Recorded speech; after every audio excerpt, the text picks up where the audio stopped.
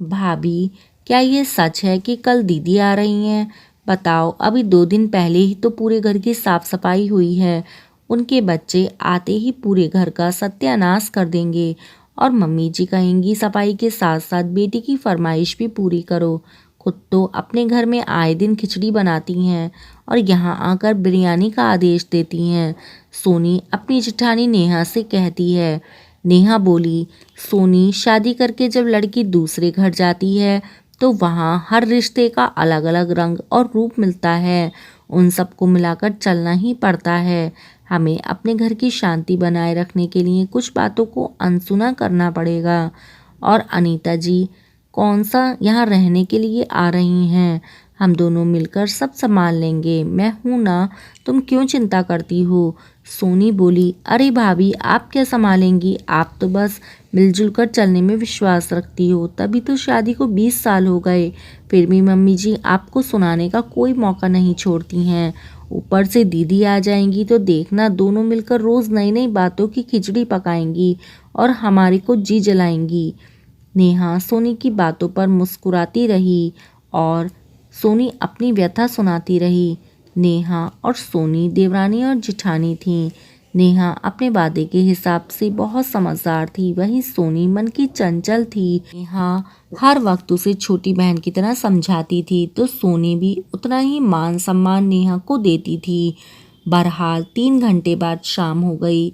सोनी अपने कमरे में आराम कर रही थी, तभी उसकी सास विमला जी आईं और बोलीं, बहू, संध्या बेला में कोई सोता है?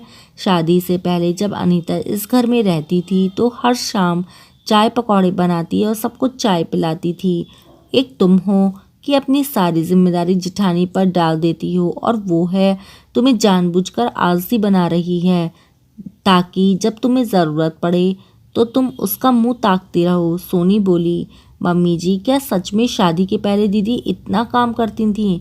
क्योंकि जब मैं उनके घर गई थी तब तो शाम के 6 बजे तक वो सोती थीं। यहाँ तक कि उनके सास ससुर को भी मुझे या नंदोई जी को चाय बनाकर देना पड़ता था। और जहाँ तक बात भाभी की है तो वो हर रोज़ मुझे कुछ ना कुछ सिखाती हैं। आप भाभी और मेरी बात तो रहने ही दीजिए। आप चलिए, मैं सबके लिए चाय बनाती हूँ। सब चाय पी रहे थे। बिमला जी अपने बड़े बेटे मनोज से बोली, पता है तुम्हारे भांजे और भांजी तुम्हारी तारीफें करते नहीं थकते। कह रहे थे इस बार मामा के घर जाएंगे तो खूब सारी शॉपिंग करेंगे। नेहा बहू, अनीता और मेहमान जी तुम्हारी भी तारीफ कर रहे थे कि भाभी के हाथों में तो जादू है। इस बार मटर की कचौरी और पालक के पराठे खाए बिना लौटेंगे नहीं। सोनी धीरे से नेहा के कानों में बोली, पता चला भाभी यहाँ के आने के पीछे का मकसद। अब दिन रात हम लोग रसोई में ही रहेंगे। दूसरों को बुलाओ तो खिचड़ी खिलाओ और यहाँ मटर की कचौड़ी और पालक के पराठे का प्लान है। मैं तो सोच रही हूँ कि बीमार पड़ जाती हूँ। आप अपना देख लो। नेहा ने सोनी को आंखें दिखाईं और चुप रहने का इशारा किया तो विमला जी बोली, क्या हुआ बहू? देवरानी जेठानी में क्या खुसर पुसर हो रही है? अरे, नंद के आने की खुशी चेहरे पर दिख ही नहीं रही है क्या? जब अपने मायके जाती हो तो तुम लोगों की भाभी का चेहरा भी ऐसे ही पीला पड़ जाता है। नेहा जब तक बातों को संभालने की कोशिश करती, सोनी बोली, मम्मी जी, मैं तो जब मायके जाती हूँ तो मेरी भाभी के चेहरे खिल उठते हैं, ये सोच के कि अब नंद आ गई हैं तो थोड़ा आराम मिलेगा। और हम भी यही सोच कर जाते हैं कि मायके में इतने दिन आराम किया तो अब थोड़ी बहुत मदद भाभी की भी कर दें, तभी तो नंद भाभी का रिश्ता बना रहता है। नेहा जल्दी से बोली, मम्मी जी, सोनी के कहने का मतलब ये है कि हम जितना अपने मायके में अपनी भाभी के साथ खुश रहते हैं उतना ही दीदी के आने पर भी हमें खुशी होती है। और मेहमान जी को आने तो दीजिए, उनकी पसंद की सारी चीज़ें बनाऊंगी, आप चिंता मत कीजिए। चलिए अब खाने की तैयारी करते हैं। चलो सोनी। इतना कह वो सोनी को अपने साथ ले गई। इधर विमला जी मुंह बनाकर दोनों को देख रही थी। रसोई में जाकर सोनी बोली, भाभी, आप क्यों मुझे वहाँ से ले आई? दीदी ने आज तक मम्मी जी की सेवा नहीं की होगी जितनी सेवा आप करती हैं। फिर वो आपसे और मुझसे प्यार से बात क्यों नहीं कर सकती? नेहा बोली, सोनी धीरज रखो, जिस दिन उन्हें ये एहसास होगा कि हमारा प्यार मतलबी नहीं है, क्योंकि हम तो अपना सब छोड़कर उनके साथ रहने आए हैं, और ये एहसास उन्हें जवाब देकर या झगड़ा कर कर नहीं दिलाया जा सकता।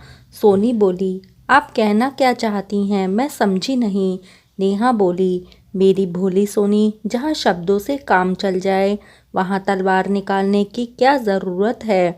हमें रिश्तों की सच्चाई सबके सामने रखनी होगी, वो भी मर्यादा में रहकर। आखिरकार ये परिवार और इससे जुड़े हुए हर रिश्ते हमारे हैं।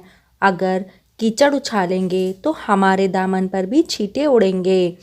सोनी नेहा का इशारा समझ गई।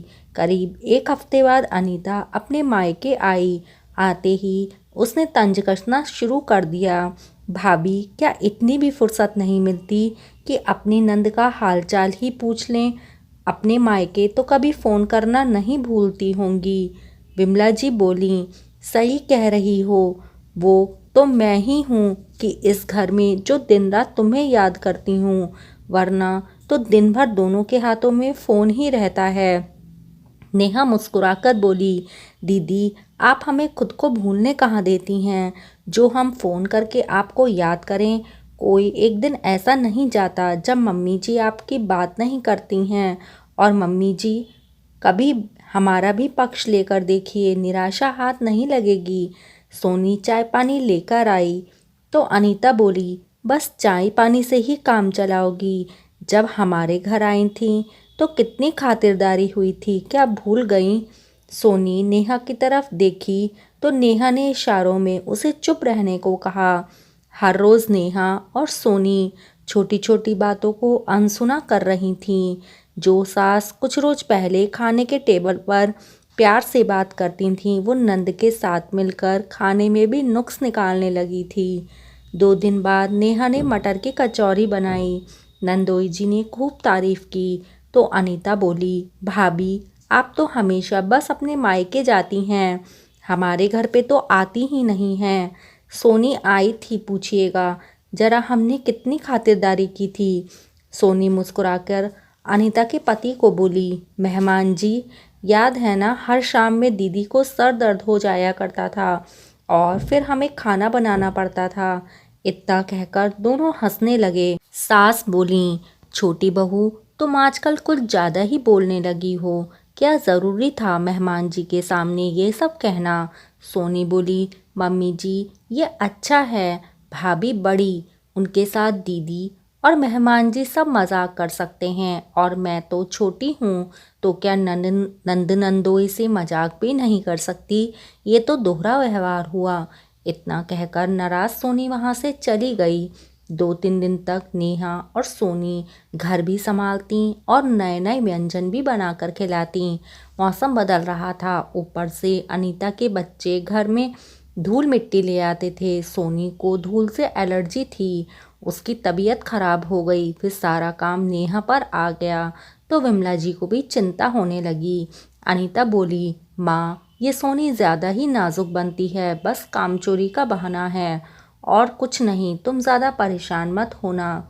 नेहा ने जब अनीता की बात सुनी तो विमला जी से बोली, मम्मी जी, आपको याद है पिछले महीने जब आपको बुखार हुआ था, कभी मैं तो कभी सोनी आपके सिरहाने बैठी रहते थे, फिर आज उसकी तकलीफ़ दूसरों के साथ, क्या आपको भी बहाना लग रही है? वो अपनी सफाई में कुछ कहती उससे पहले ही नेहा बोली, मम्मी जी, ऐसा क्यों होता है कि दीदी के आने पर आपका व्यवहार हमारे लिए बदल जाता है, जबकि दीदी कुछ रोज के लिए आती हैं और चली जाती हैं, फिर तो आप हमारे साथ ही वक्त बिताती हैं। कभी सास से माँ बनकर देखिएगा, बहुएं भी कभी निराश नहीं करती।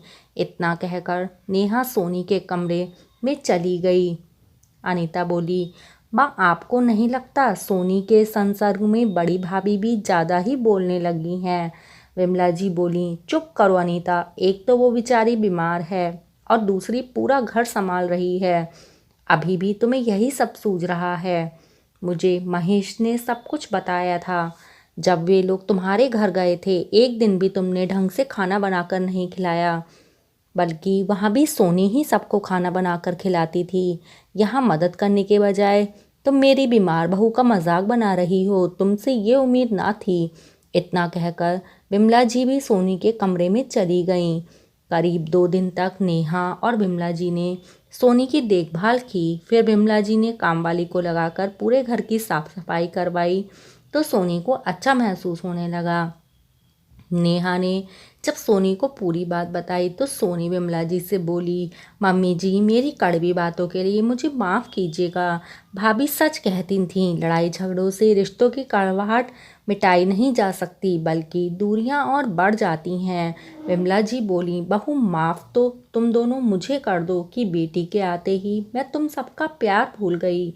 अनीता आगे बढ़कर बोली, मैं आप दोनों भाभियों से अपने बर्ताव के लिए माफ़ी चाहती हूँ। आप लोगों में कितनी एकता है ये देखकर मुझे समझ आ गया कि रिश्ते वो मोती हैं जिन्हें एक धागे में पिरोकर रखना चाहिए। अंत भला तो सब भला। जिस घर में एक दूसरे के होने का एहसास हो उस घर में हमेशा खुशियों का वास हो। मित्रों, आपको कहानी कैसी लगी कमेंट सेक्शन में ज़रूर बताइएगा और चैनल को सब्सक्राइब ज़रूर करिएगा। धन्यवाद।